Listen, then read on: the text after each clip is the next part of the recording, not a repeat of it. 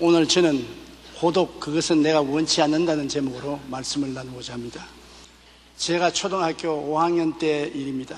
1946년 대구에서 발생한 10월 폭동 이후 빨치산들이 깊은 산속으로 들어가서 게릴라 활동을 시작하여 마을 사람들을 밤에 내려와서 살해하고 납치하고 소나 돼지나 닭, 양곡 등을 약탈해 갔습니다. 그들의 공격 목표 중에 하나가 우리 집이었습니다. 한 번은 빨치산이 아버지를 잡으려고 밤중에 왔는데 놀란 할아버지와 할머니가 아버지를 방바닥에 눕혀 놓으시고 그 위에 이불을 깔았어요.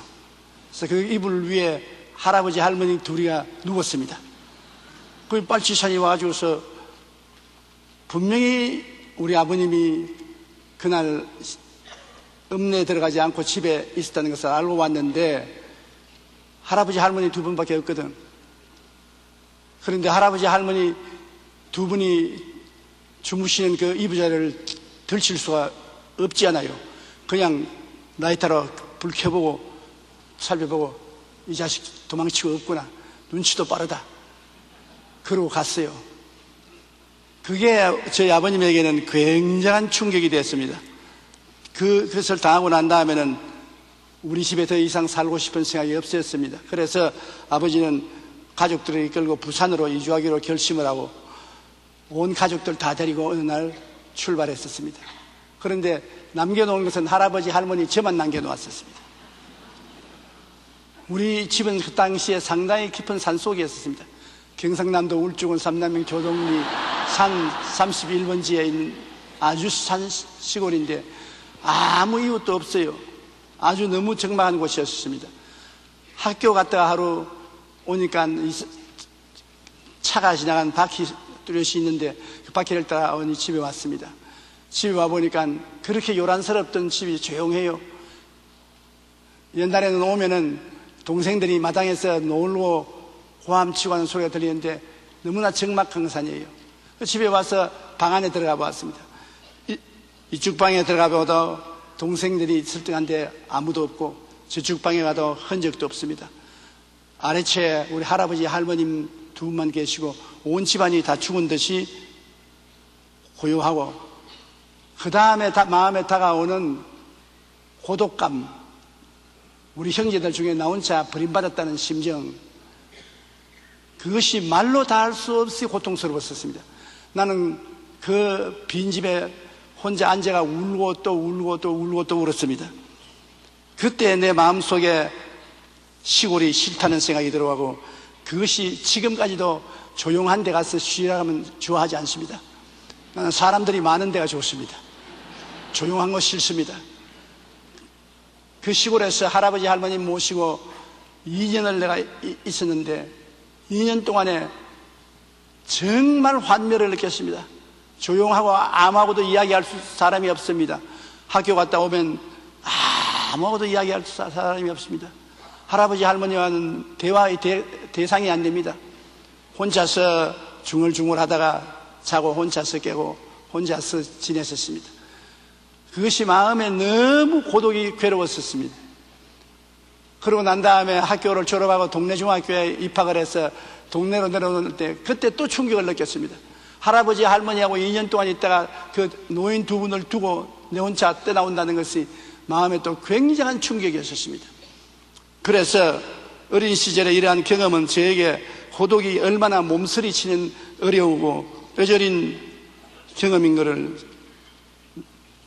체험하게 해준 것입니다. 지금도 결코 그 고독스럽고 외롭고 쓸쓸한 체험을 잊지를 않습니다. 오늘날 우리 장로님들 중에 저를 생각해 주는 장로님이 이 서울 시내 답답한 데 있지 말고 여기서 저 관악산이나 그렇지 않으면 다른 데 조용한 데 집을 옮겨가서 그래서 공기도 좋은 데 사십시오. 참 고마운 말씀입니다만 내 과거를 아니면 그런 말을 해서 소용이 없습니다. 나는 절대로 건드리기가 싫습니다. 우리 교인들이 이렇게 많고 사람들 오락가락하고 서로 대화하고 다 이야기하는 게 좋지 않아요? 혼자 사는 건 좋지 않습니다. 우리 하나님께서 우리를 지을 때 고독하게 살라고 지어놓지 않았습니다.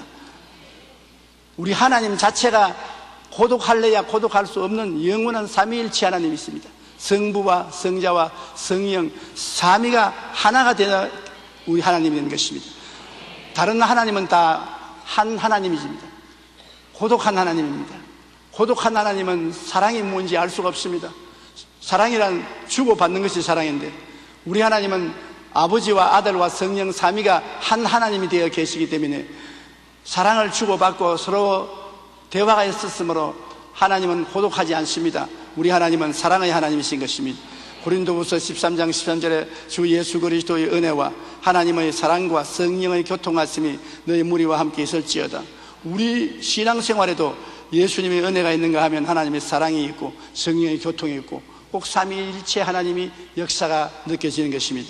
마태복음 28장 19절에 너희는 가서 모든 민족을 제자로 삼아 아버지와 아들과 성령의 이름으로 침례를 베풀라고 하는 것입니다. 무엇이든지 아버지와 아들과 성령 삼위 하나님을 모시고 행하라고 하는 것입니다. 삼위 하나님은 일체로서 역사하시기 때문인 것입니다. 그러므로 하나님께서 아담을 지으시고 난 다음 아담이 독취하는 것이 좋지 않다 하시고 그를 깊이 잠재워서 갈비뼈로 하와를 만들었는데, 왜 그러냐? 아담을 하나님은 하나님의 형상과 모양대로 지음받았다고 했기 때문에 반드시 하나님처럼 삼위일체의 존재로서 살 수 있도록 만들어 놓으신 것입니다. 아담은 하나님이 아담과 그 아내 하와와 또 그 사이에 태어날 자녀, 이 세 분이 모여서 가정이 이루어지지 않습니까? 창세기 2장 18절로 22절에 야훼 하나님이 이르시되 사람이 혼자 사는 것이 좋지 아니하니 내가 그를 위하여 돕는 배필을 지으리라 하시니라. 아담이 돕는 배필이 없으므로 야훼 하나님이 아담을 깊이 잠들게 하시니 잠들매 그가 그 갈빗대 하나를 취하고 살로 대신 채우시고 야훼 하나님이 아담에게서 취하시는 그 갈빗대로 여자를 만드시고 그를 아담에게로 이끌어 오시니, 그렇게 말했습니다. 그러므로 아담과 하와와 그들 사이에 태어날 자녀, 이렇게 삼위가 한 몸이 되어서 같이 사랑하고 같이 위로하고 격려하고 사는 것이 가정인 것입니다. 요즘 많은 젊은이들은 과거와 달리 결혼 시기를 늦추는 경향이 있습니다. 일부에서는 혼자 살거나 계약 결혼이나 동거를 선호하기도 합니다.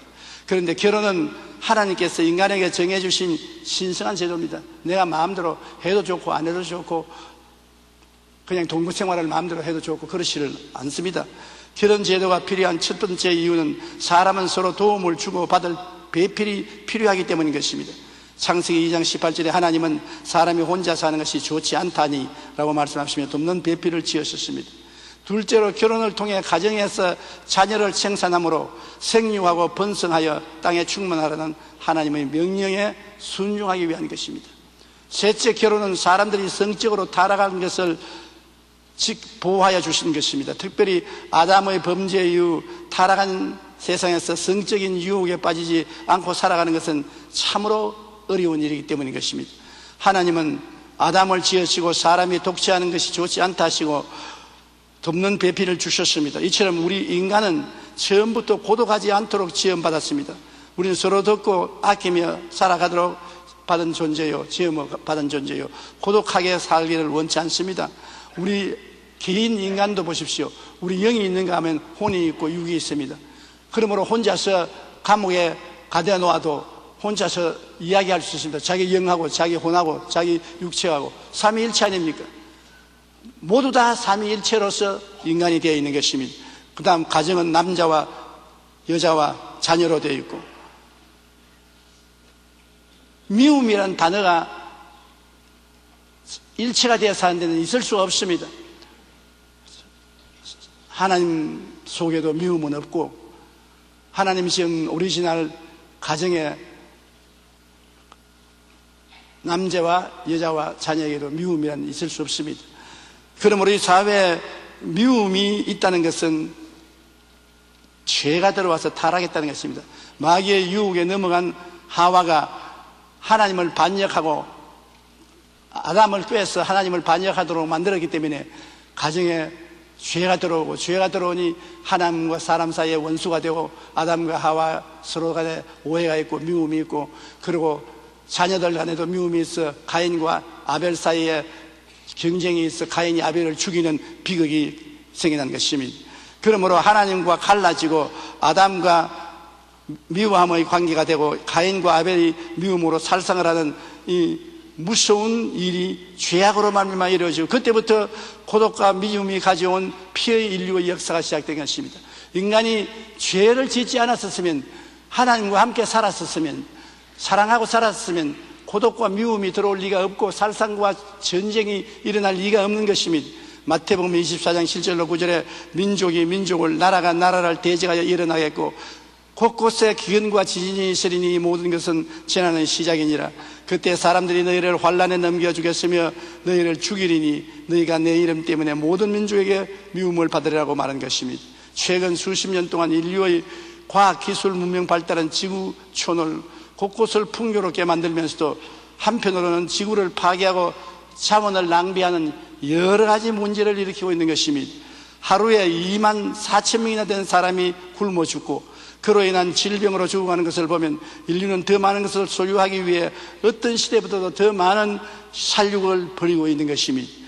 1차 세전 때 오스만 제국은 150만 명의 아르메니아인들을 학살했습니다. 1990년 르완다의 수단에서는 300만 명이 몰살당하는 일이 있었습니다. 우크라이나에서는 끔찍한 기근으로 수많은 사람이 죽었습니다.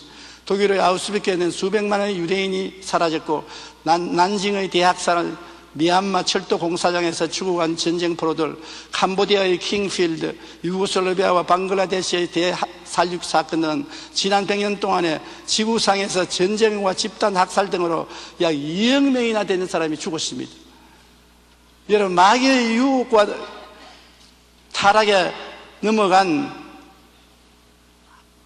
아담과 하와가 하나님과 멀어지고 하나님의 사랑과 멀어지고 미워하게 되고 서로 멀어지게 되자 그것이 우리에게 다가온 해가 얼마나 크다는 것을 알 수 있는 것입니다.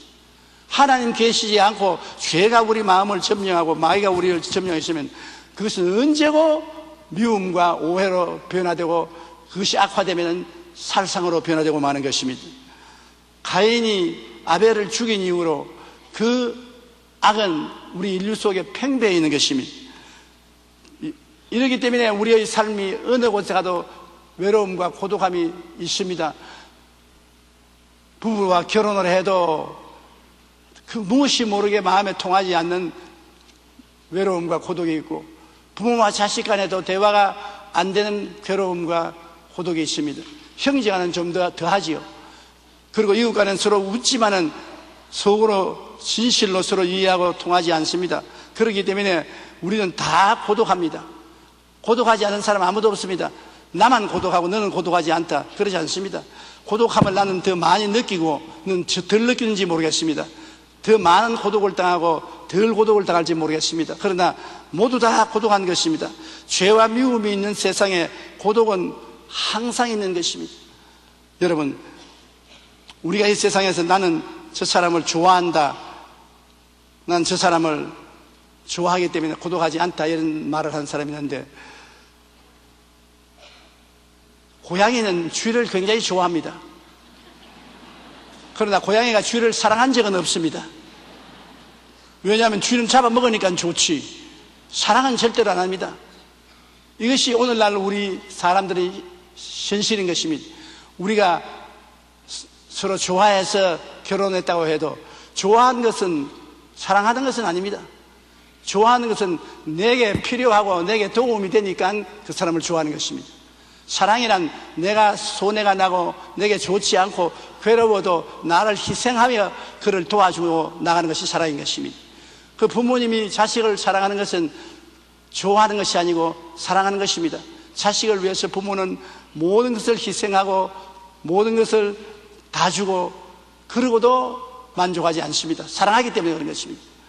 그러나 남편이 아내를 좋아한다고 해도 사랑하지 않는 남편이 많고, 남편을 좋아해도 사랑하지 않는 아내가 많이 있는 것입니다. 그러므로 죄와 미움이 있는 세상에 고독은 항상 있고, 우리가 사랑하려고 애를 많이 쓰지만은 사랑하지 않고 좋아하기는 해도 사랑이 되기가 힘이 드는 것입니다. 채울 수 없는 마음의 공간이 마음속에 언제니 있어요. 좋은 집에 살고 좋은 옷을 입고 호의호식해도 마음에 공허가 언제나 있습니다. 전도서 1장 8절에 눈은 보아도 조감이 없고 그는 떨어도 가득 차지 않는다고 말하는 것입니다.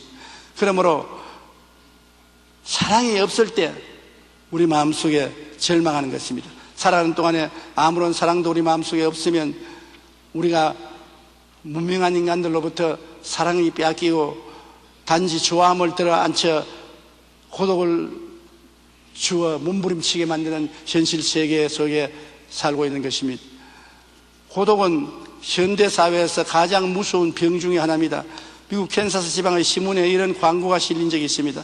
그냥 듣기만 할 테니까 전화 걸어 주신 분에게 30분간 얘기하여 주시면 5불 드리겠습니다. 얼마나 고독하기 때문에 나에게 30분만 전화해서 일방적으로 이야기만 해주면 돈 5불 드리겠다는 것입니다. 죄와 미움이 있는 이 세상에 고독은 항상 있습니다. 외로움과 고독이 얼마나 힘들고 괴로웠던지 이런 광고까지 나오게 되었을까요? 우리는 대부분 사람들은 삶 가운데 이러한 고독을 느끼며 쓸쓸하게 살아가고 있습니다. 그리고 자신의 삶이 매우 의미 있다는 사실을 증명해 보이려고 더욱 과도하게 움직입니다. 그러나 이것은 마음의 공허를 바쁨으로 덮어보려고 위장하는 행동일 뿐인 것입니다. 우리는 누구나 그 무엇으로 채울 수 없는 마음의 공간을 가지고 있습니다. 우리의 삶에 목적이 뚜렷이 없을 때는 채울 수 없는 마음의 공간은 그만큼 더 커집니다. 사람들은 이러한 마음의 공간을 채워보려고 동분서주하지만 인간의 힘으로는 결코 채울 수가 없습니다. 헤르만 헤세는 인생은 고독 그것이다. 왜냐하면 인생은 남을 잘 모르기 때문이다. 테레사 수녀는 자기를 좋아하는 사람도 필요로 하는 사람도 없다고 느낄 때 오는 고독감은 가난 중에 가난이다. 프랜시스 베이컨은 최악의 고독이란 한 사람의 칭후도 없다는 것이라고 말하는 것입니다. 이 세상에 우리만 고독한 것이 아니라 하나님의 아들 예수님도 굉장히 고독했습니다. 왜냐하면 완전한 하나님이 완전한 사람이 되어 오셨으니까 하나님과 사람이 차별이 얼마나 있습니까? 여러분, 어른과 어린아이가 차별이 있는데 하물며 하나님과 인간이 얼마나 차별이 있으며 완전한 하나님의 죄투성인 인간과의 차별이 얼마나 있습니까? 그러므로 주님은 결코 이 세상에 오셔서 죄인들과 전적인 대화가 되지 않았었습니다. 언제나 그곳에는 하나님과 사람이라는 차별이 있었으며 완전히 죄 없는 부분과 죄인 인간과의 차별이 있은 것입니다. 그러므로 사람이 되신 하나님과 인간과의 건널 수 없는 다리가 있고 멸시와 천대를 받는 삶을 살았습니다. 사람들에게 이해와 동정을 받지 못했습니다. 이사야 53장 3절에 그는 멸시를 받아 사람들에게 버림받았으며 강고를 많이 겪었으며 질고를 아는 자라. 마치 사람들이 그에게서 얼굴을 가리는 것 같이 멸시를 당하였고 우리도 그를 귀히 여기지 아니하였도다. 사람들과 제자들의 버림 속에 나중에는 십자가에 못 박여 혼자 몸부림쳤습니다. 얼마나 그 마음에 외로움이 심했기 때문에 십자가에서 고통당할 때 목마르다 그렇게 외쳤습니다. 물이 없어 목마른 게 아니라 외로움에 목말랐던 것입니다. 요한복음 19장 28절로 29절에 그 후에 예수께서 모든 일이 이미 이루어진 줄 아시고 성경을 응하게 하리 하사 이르시되 내가 목마르다 하시니 거기 신포도주가 가득히 담긴 그릇이 있는지라. 사람들이 신포도주 적신 해면을 웃을 취하며 예수의 입에 대었다고 말한 것입니다. 그러므로 이 세상에 사는 사람들은 모두 다 고독하기 때문에 우리는 그 고독을 극복하고 살아야 되는 것입니다. 고독함이 있을 동안에는 행복이 없습니다. 우리는 위장하고 사는 것입니다. 바쁜 일을 통해서 고독이 없는 것처럼, 일이 너무 바빠서 고독할 시간이 없는 것처럼 보이지만은 마음속에 고독이 견딜 수 없기 때문에 술을 마시게 되고 도박도 하게 되고 또 죄도 짓게 되고 잘못된 길로 걸어가기도 하는 것입니다. 어떻게 하면 고독을 극복하고 살 수가 있겠습니까? 우리가 이 세상에서 고독을 극복하기 위해서는 하나님과의 관계를 개선해야 하는 것입니다. 하나님 알지 못하고는 절대로 고독에서 이길 수가 없는 것입니다. 우리는 하나님의 형상과 모양대로 지었기 때문에 하나님을 아버지로 모시고 탕자가 집으로 돌아오는 것처럼 돌아와야 되는 것입니다. 탕자가 아버지를 떠나 있을 동안은 돼지 우리에서 살고 돼지 쥐염 열매를 먹으려고 하고 아무도 돌봐주는 사람이 없었습니다. 그는 절대 절망해서 고독을 면하기 위해서 아버지께로 돌아가자고, 아버지께로 돌아올 때 비로소 그의 탕자의 생활과 고독의 문제는 해결된 것입니다. 에베소 2장 14절로 16절에 그는 우리의 화평이신지라 둘로 하나를 만드사 원수된 것 곧 중간에 막힌 담을 자기 육체로 허시고 법조문으로 된 계명의 율법을 폐하셨으니 이는 이 둘로 자기 안에서 한 새 사람을 지어 화평하게 하시고 또 십자가로 이 둘을 한 몸으로 하나님과 화목하게 하려 하심이라. 주님이 모든 우리를 대적하는 십계문 법조문을 몸에 짊어지시고 대신 죽어주심으로 그 보혈을 통해서 하나님과 우리 사이에 막힌 담을 흘러버렸었습니다. 그래서 우리가 예수 그리스도 이름과 그 보혈을 의지하면 아무 저항 없이 아버지의 품으로 들어갈 수가 있는 것입니다. 그리고 예수 그리스도 이름과 그 보혈을 가지고 가면 하나님이 우리를 자녀로 삼아주시는 것입니다. 그러므로 예수 그리스도의 중보를 통해서 하나님 아버지께 나가야 우리 고독을 이길 수가 있는 것입니다. 대만의 수도 타이페이에서 연예인 우울증 전담 전문의사로 유명했던 의사가 자기가 우울증으로 인해 스스로 목숨을 끊은 일이 있습니다. 이 의사는 평소 우울증을 치료된다는 신념으로 우울증 환자들을 진료해 왔습니다. 그런 그의 자살 소식을 접하고 많은 사람이 경악을 금치 못했습니다. 많은 이들이 우울증에는 의사도 어찌할 수 없구나 하며 입을 모아 탄식을 했습니다. 젤러는 고독이란 사실 하나님께 대한 본향의 향수라고 말한 것입니다. 고독이란 하나님 없기 때문에 느끼는 허무한 감정인 것입니다.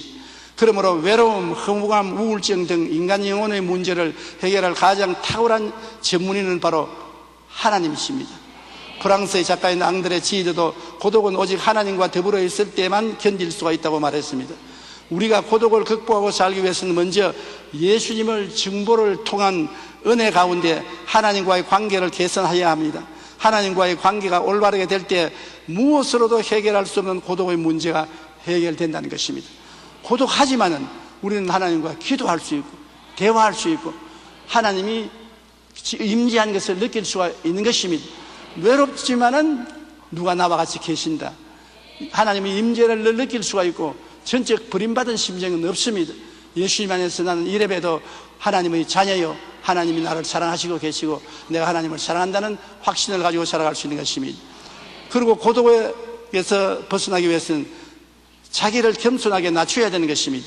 자기를 높이면 고독하게 될 수밖에 없습니다. 사람들이 기피하기 때문인 것입니다. 마태복음 23장 12절에 누구든지 자기를 높이는 자는 낮아지고 누구든지 자기를 낮추는 자는 높아지리라고 말하는 것입니다.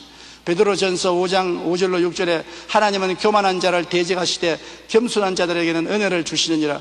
그러므로 하나님의 능하신 손 아래서 겸손하라. 때가 되면 너희를 높이시리라. 스스로 낮추고 섬기는 자리에 있으면 사람들이 존경하고 대화를 하고 따라옵니다. 그러나 나를 섬기라고 목을 치들고 어깨에 힘을 주면은 사람들이 그를 두려워하고 싫어하고 기피하고 어찌할 수 없이 고독한 삶을 살 수밖에 없는 것입니다. D.L. 무디는 이런 유명한 말을 했습니다. 한 사람의 인생을 평가할 때 그가 얼마나 많은 것을 거느리고 살았느냐 하는 것은 중요한 것이 아니다. 중요한 것은 그가 얼마나 많은 사람에게 종노릇을 했느냐이다. 참다운 삶은 이렇게 겸손한 마음으로 남을 섬기고 남을 받아들이는 삶을 살 때 참된 삶을 사는 것입니다.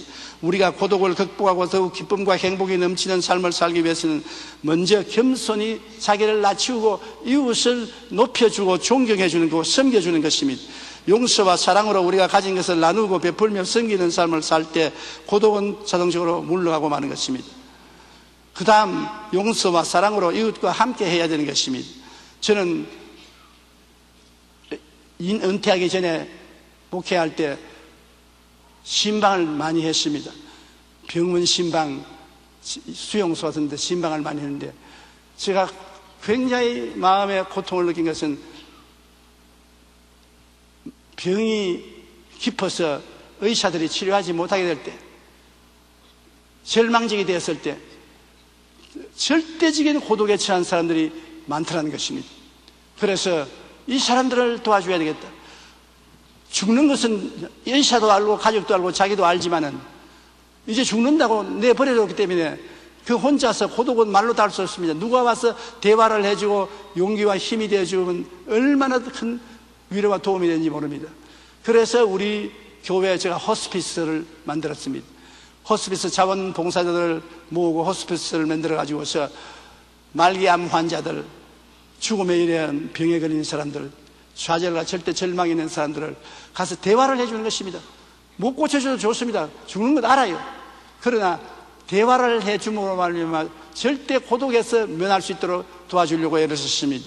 그리고 사랑과 행복 나누기 운동도 그와 꼭 한 가지인 것입니다. 이 세상에 가난하고 괴롭고 고통스러운 사람, 조금 전에 우리가 여기 여러분 비디오에서도 봤지만은 우리가 도와줌으로 큰 운명이나 팔자가 바뀌어지는 건 아닙니다.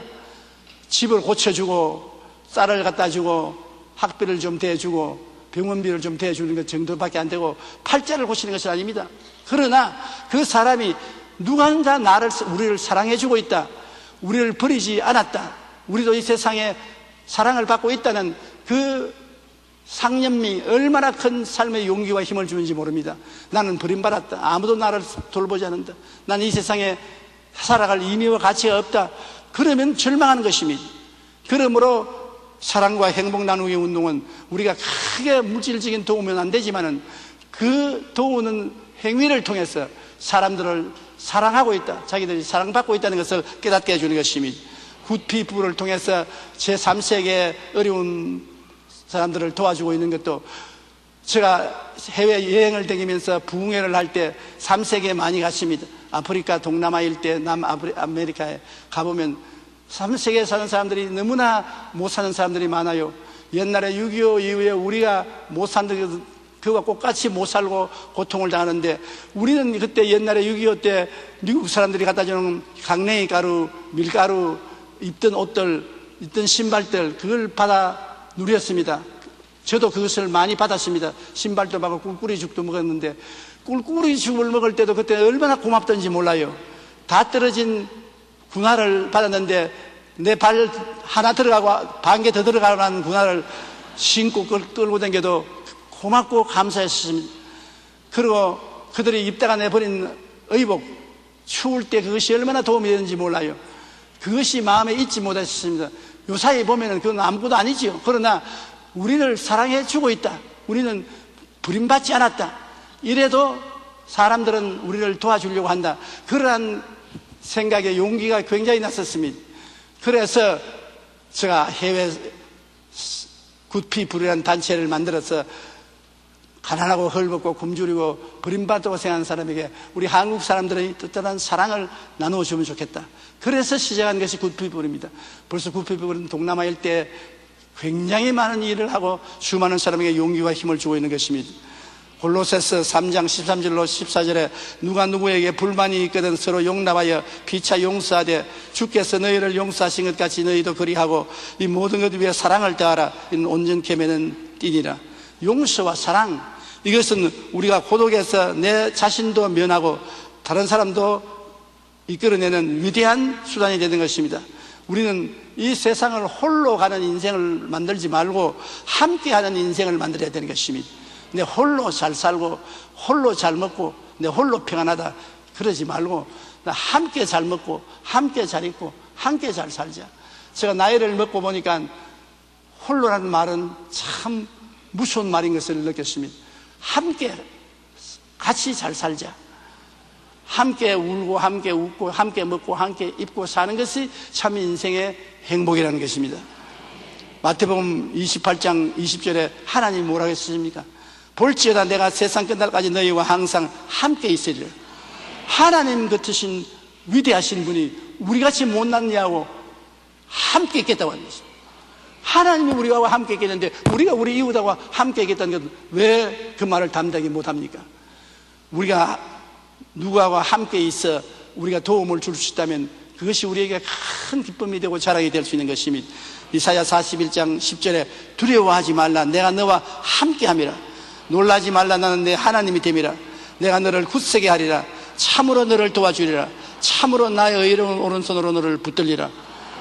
이와 같은 하나님이 계심으로 우리가 안심하고 살 수 있는 것입니다. 지금도 하나님이 함께 계시기 때문에 나는 평안하게 하나님 교회에서 예배를 드릴 수가 있는 것입니다. 하나님께서 근심도 하지 말고 놀라지 말고 주님이 굳세게 해주고 도와주고 붙들어 주겠다고 약속하신 것이니 우리가 얼마나 담대할 수 있는 것입니까? 화려한 삶 뒤에는 무지무지한 고독이 있는 것입니다. 독일의 가우스에는 1만 5천 개의 혼도와 수십 개의 빌딩으로 그 재산이 4억 4천만 달러, 약 5천억 원에 달하는 대부자였습니다. 그러나 그는 그 많은 재산을 관리하고 운영하는 것에 오히려 스트레스를 받아 결국 낙심하여 자살하고 말았습니다.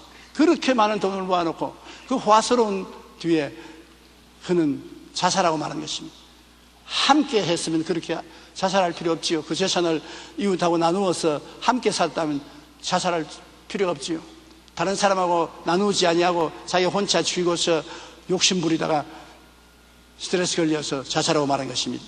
1970년 미국 청소년들의 우상이었던 가수 앤디 깁슨은 처음 음반을 냈을 때 수백만 달러의 수입을 얻었고 22살이라는 어린 나이에 그래미상을 2번이나 탔습니다.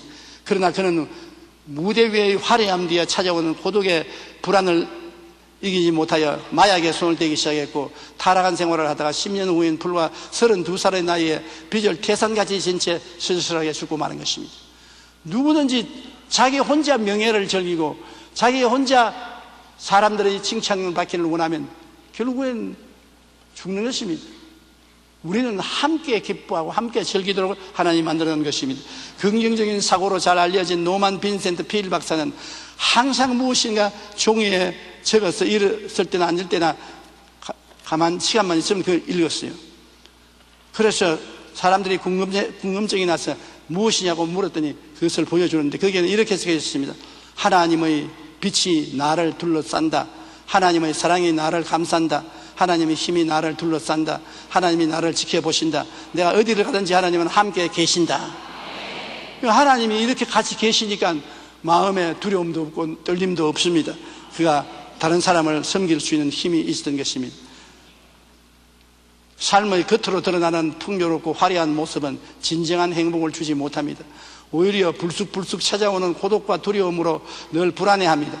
우리는 오직 하나님과의 관계를 개선하고 하나님과 함께 살 때 고독과 두려움을 극복하고 참 평안과 기쁨과 행복을 가질 수가 있는 것입니다.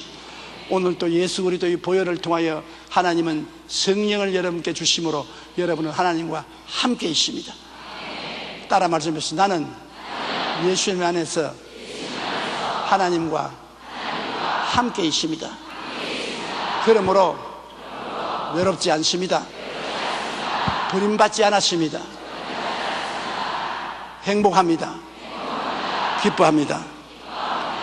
그와 같은 우리가 말을 담대하게 할 수가 있는 것입니다. 우리는 태어날 때부터 고독의 병을 갖고 태어났습니다. 우리는 이를 항상 치료하고 극복하며 살아야만 하는 것입니다.